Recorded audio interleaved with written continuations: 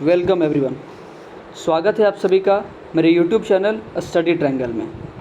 आप लोगों को पता है कि आज यानी 8 मई 2022 ईस्वी को क्लास 11 के टर्म 1 का एग्ज़ाम लिया गया है झारखंड एकेडमिक काउंसिल के द्वारा झारखंड में। ध्यान दीजिएगा, आज के दिन संडे के दिन हिस्ट्री, ज्योग्राफी और बाकी कई सब्जेक्ट का एग्ज़ाम लिया गया है। हम लोग इस वीडियो में ज्योग्राफी में जो क्वेश्चन पूछे गए हैं, 40 प्रश्न जो पूछे गए हैं, हम लोग उसका उत्तर देखेंगे, विस्तार पूर्वक समझेंगे।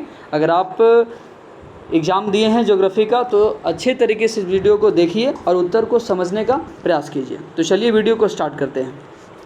हमारा आज का जो पहला प्रश्न है वह है आधुनिक भूगोल का जनक किसे कहा गया है। ऑप्शन है रीटर, जो कार्ल रीटर, हम्बोल्ट, वारेनियस और रैडजेल। इस प्रश्न को थोड़ा ध्यान से देख लीजिएगा। ऐसे इसका उत्तर तो होगा हम्बोल्ट, लेकिन इस प्रश्न को समझिएगा। अगर आपसे ये पूछा जाता है कि आधुनिक मानव भूगोल का जनक तो कौन होते, रैडजेल होते। ऐसे कार्ल रीटर और हम्बोल्ट दोनों का भी नाम लिया जाता है आधुनिक भूगोल में, लेकिन एक व्यक्ति है जिनका नाम है हिकेटियस। अगर भूगोल के जनक की बात किया जाए तो इनका नाम सबसे पहले लिया जाता है।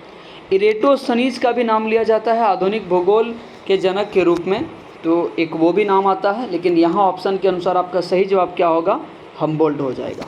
चलिए आगे बढ़ते हैं।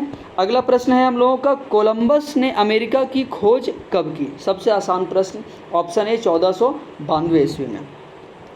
नेक्स्ट हम लोगों का तीसरा जो प्रश्न है आज का, वह है किस भूगोलवेत्ता ने सबसे पहले विश्व का मानचित्रण किया था। इस प्रश्न को भी ध्यान से समझिएगा। विश्व के मानचित्रण की बात किया जाए तो एक व्यक्ति है जिनका नाम है एनेक्सीमेंडर। सबसे पहले अगर किसी ने विश्व का मानचित्र बनाया तो वो कौन थे, एनेक्सीमेंडर थे। ये कब बनाए थे, 6ठी शताब्दी ईसा पूर्व में इन्होंने बनाया था। लेकिन चूंकि यहाँ पे ऑप्शन के अनुसार चलेंगे हम लोग, ऑप्शन है हेरोडोटस, स्ट्रैबो, अरस्तु या टॉलमी। तो यहाँ से उत्तर हो जाएगा हमारा टॉलमी, क्योंकि यह पहले व्यक्ति है जिन्होंने मानचित्र में अक्षांश और देशांतर रेखाओं को दर्शाया था। चलिए चौथा प्रश्न है हम लोगों का, निम्न में से कौन ब्रिटेन का निवासी था। अब देखिए 4 ऑप्शन है। कोलंबस, ये आपको पता होगा कि स्पेन, इटली, पुर्तगाल नाम लिया जाता है इनके बारे में कि वहाँ के निवासी थे। मैगलन पुर्तगाल के निवासी थे। हम्बोल्ट के बारे में देखिएगा तो ये जर्मनी के निवासी थे। तो हमारा सही उत्तर हो जाएगा चार्ल्स डार्विन। चार्ल्स डार्विन कहाँ के निवासी थे, तो यह ब्रिटेन के निवासी थे। नेक्स्ट है, सबसे चमकीला ग्रह किसे कहा गया है। सबसे चमकीला ग्रह किसे कहा गया है। इससे आसान प्रश्न आपको कहीं नहीं मिलने वाला है। इसका सही उत्तर होगा शुक्र। शुक्र को पृथ्वी की जुड़वा बहन कहा जाता है, पृथ्वी की भग्नी ग्रह कहा जाता है। भोर का तारा, सांझ का तारा भी शुक्र को ही कहा जाता है और शुक्र ही सबसे चमकीला ग्रह है।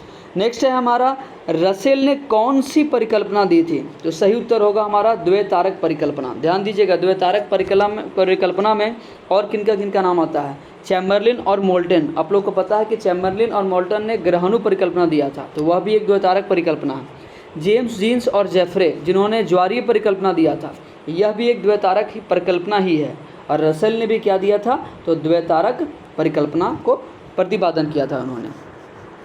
नेक्स्ट है हमारा, ध्यान दीजिएगा 7 नंबर का जो क्वेश्चन है, निम्न में से किसे बाहरी ग्रह के अंतर्गत रखा जाता है। पृथ्वी, मंगल, शनि, शुक्र। सही उत्तर होगा शनि। इसे बाहरी ग्रह भी कहा जाता है, इसे जोवियन ग्रह भी कहा जाता है, इसे गैसीय ग्रह भी कहा जाता है। नेक्स्ट है, खगोलीय दूरी मापने की इकाई निम्न में से कौन सी है। इससे आसान तो कहीं नहीं मिलेगा आपको, प्रकाश वर्ष। खगोलीय दूरी को मापने की इकाई क्या है, प्रकाश वर्ष। चलिए नेक्स्ट क्वेश्चन की ओर बढ़ते हैं हम लोग। हमारा आज का 9 नंबर का जो क्वेश्चन है वह, पृथ्वी का केंद्रीय भाग क्या कहलाता है। भूपृष्ठ, प्रवार या क्रोड।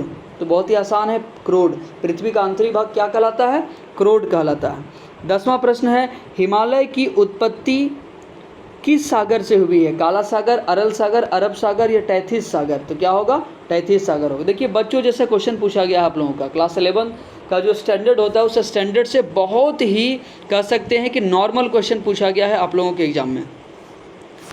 भूकंप की कौन सी तरंग सबसे खतरनाक मानी जाती है, PS या L। तो क्या होगा, L तरंग। L तरंग यानी धरातलीय तरंग। इसी तरंग की वजह से धरातल पर नुकसान होता है, धरातल पर हानि होती है।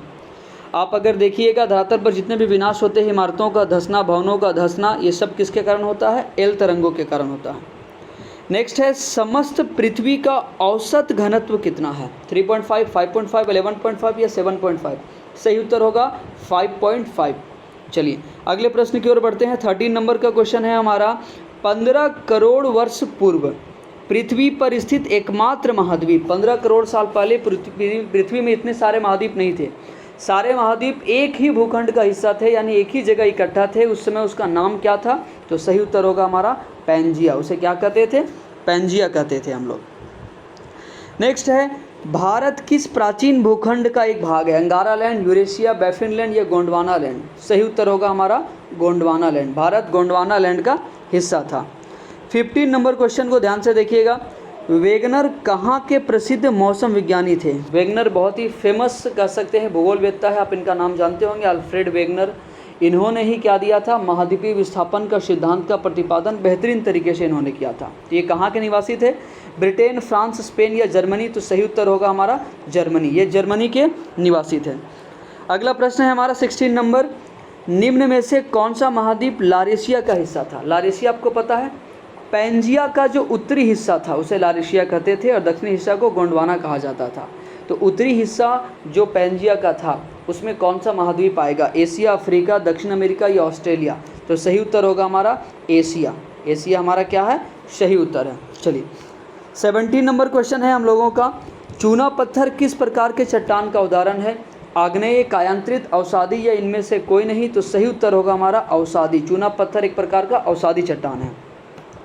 नेक्स्ट क्वेश्चन 18 नंबर को देख लीजिए, निम्न में से कौन चट्टान में बहुमूल्य धातुएं पाई जाती है? बहुमूल्य धातुएं जो महंगी धातुएं हैं। चलिए इसका सही उत्तर हमारा क्या हो जाएगा? तो इसका सही उत्तर हमारा जो हो जाएगा वो हो जाएगा आग्नेय चट्टान। अगर हम लोग देखें कि बहुमूल्य धातुएं किस चट्टान में पाई जाती है तो सही उत्तर क्या हो जाएगा हमारा? आग्नेय चट्टान हो जाएगा। चलिए अगले प्रश्न की ओर बढ़ते हैं हम लोग। 19 नंबर जो क्वेश्चन है हमारा, कोयला किस शैल में पाया जाता है? आग्नेय, कायांतरित, अवसादी या ज्वालामुखी? तो सही उत्तर होगा अवसादी। कोयला किस शैल में पाया जाता है? अवसादी शैल में पाया जाता है कोयला। नेक्स्ट है स्लेट किसका रूपांतरित रूप है? ग्रेनाइट, बालू पत्थर, कैल्साइट या सेल? तो सही उत्तर होगा हमारा सेल। सही उत्तर क्या होगा? सेल। स्लेट जो है वो सेल का ही एक रूपांतरित भाग होता है। नेक्स्ट है हम लोगों का, चट्टानों के विभिन्न खनिजों का जल में घुलने की प्रक्रिया क्या कहलाती है? अगर जल में घुल जाए तो क्या कहलाएगा? ऑक्सीकरण, कार्बोनेटीकरण, जलीकरण या विलयन? तो इस यहाँ पे ऑप्शन के अनुसार अगर हम लोग देखें, ऑक्सीकरण नहीं होगा, कार्बोनेटीकरण नहीं होगा, जलीकरण एक अलग प्रक्रिया है तो ये भी नहीं होगा, तो लास्ट में हम लोगों को विलयन ही सेलेक्ट करना पड़ेगा। चलिए नेक्स्ट 22 नंबर का जो क्वेश्चन है उसको देख लीजिएगा, निम्न में से कौन अपक्षयन है? वर्षा, पाला, सूर्यताप, इनमें से सभी? ध्यान दीजिएगा कि वर्षा के कारण भी चट्टानों का अपक्षय होता है, पाला के कारण भी होता है, सूर्य के तापमान के कारण भी होता है। ये तो सबसे इंपॉर्टेंट रोल निभाता है। तो सही उत्तर होगा हमारा इनमें सभी। चलिए 23 नंबर क्वेश्चन को देख लीजिए। 23 नंबर है, भौतिक अपक्षय के लिए जिम्मेदार सबसे महत्वपूर्ण तत्व। भौतिक अपक्षय में सबसे इंपॉर्टेंट रोल किसका होता है? तापमान, आर्द्र वायु, मनुष्य, जीव जंतु? तो सही उत्तर होगा तापमान। तापमान का ही खेल है चट्टानों के टूटने में। अगला प्रश्न 24 नंबर हम लोगों का है, मानव किस प्रकार के अपक्षय के लिए उत्तरदायी है? भौतिक अपक्षय, रासायनिक अपक्षय, जैविक अपक्षय? इनमें से कोई नहीं। सही उत्तर होगा जैविक अपक्षय। मनुष्य जैविक अपक्षय के लिए उत्तरदायी है। 25 नंबर है, वायुमंडल में सर्वाधिक मात्रा में कौन सी गैस पाई जाती है?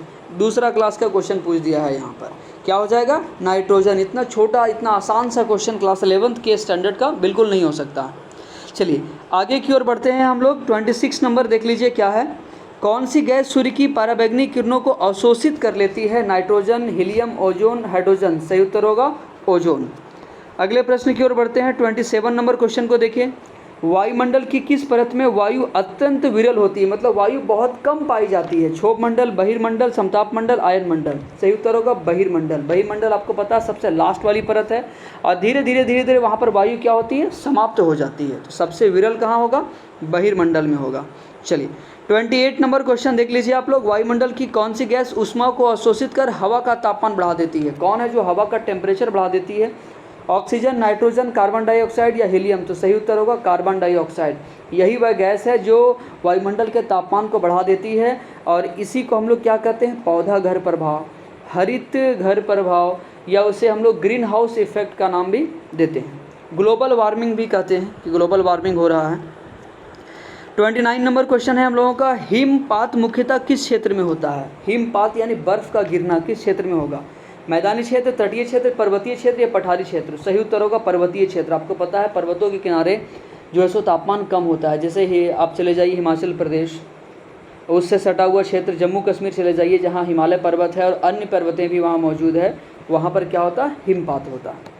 चलिए 30 नंबर का जो क्वेश्चन है हमारा वो है, निम्न में से कौन सी वर्षा चक्रवात के कारण होती है? इससे आसान क्या मिलेगा? संवहनीय, पर्वतीय, चक्रवाती या इनमें से कोई नहीं? तो देखिए नाम से मिलता जुलता है चक्रवाती वर्षा। चक्रवात के कारण कौन सी वर्षा? चक्रवाती वर्षा। 31 नंबर क्वेश्चन है हमारा, ओस का निर्माण मुख्यतः किस ऋतु में होता है? ओस आप जानते हैं कि जब पत्तों वगैरह के ऊपर पानी की बूंदें जमा हो जाती है तो उसे हम लोग क्या कहते हैं? तो उसे हम लोग कहते हैं ओस। उसे क्या कहते हैं? ओस कहते हैं हम लोग। तो सही उत्तर क्या होगा? वर्षा ऋतु, शीत ऋतु, ग्रीष्म ऋतु या बसंत ऋतु? तो आपको पता है ये कब होता है? ठंडे के दिनों में। शीत ऋतु सही जवाब। 32 नंबर क्वेश्चन देख लीजिए, वर्षा का मापक क्या है? वर्षा को हम लोग किस चीज़ में मापते हैं? मीटर, सेंटीमीटर, किलोमीटर या मील? तो इसमें मापते हैं हम लोग वर्षा को सेंटीमीटर में। पता होगा आपको 100 डिग्री सेंटीग्रेड, सेंटीमीटर और सेंटीग्रेड इसी को कहा जाता है। सेंटीग्रेड भी इसी को कहते हैं, सेंटीमीटर को।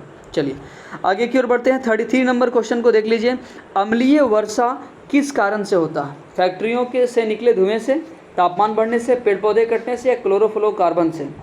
सही उत्तर हमारा होगा फैक्ट्रियों के से जो धुएं निकलते हैं उनके कारण, क्योंकि फैक्ट्रियों से जो धुएं निकलते हैं उसमें पाया जाता है मुख्य रूप से सल्फर डाइऑक्साइड। ऐसे और भी चीज़ें, nitrous oxide, carbon monoxide, carbon dioxide, ये सब चीज़ें भी पाई जाती है, लेकिन सबसे मुख्य कारण अम्लीय वर्षा का कौन होता है? Sulphur dioxide. और ये कहाँ पाया जाता है?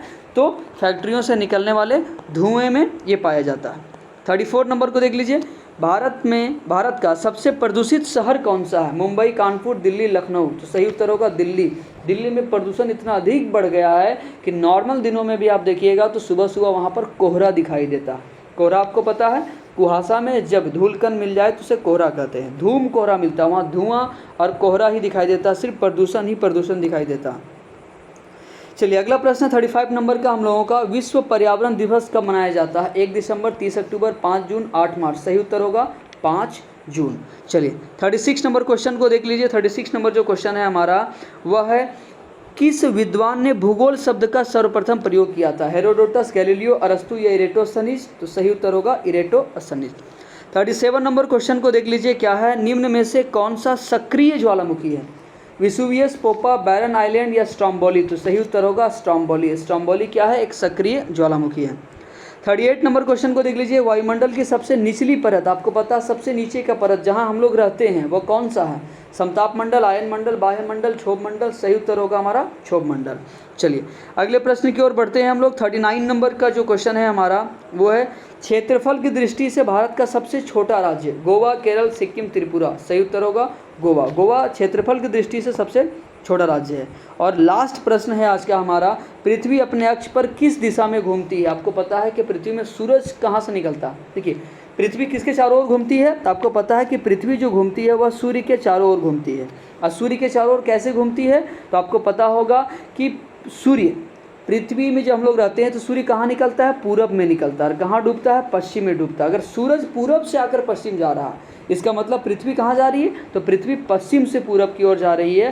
तभी हम लोगों को ऐसा लगता है कि सूर्य पूरब से पश्चिम की ओर जा रहा है। देखिए उल्टा दिखता है, जब हम लोग गाड़ी में आगे की तरफ बढ़ते हैं तो पेड़ पौधे पीछे की तरफ भागते हुए दिखाई देते हैं।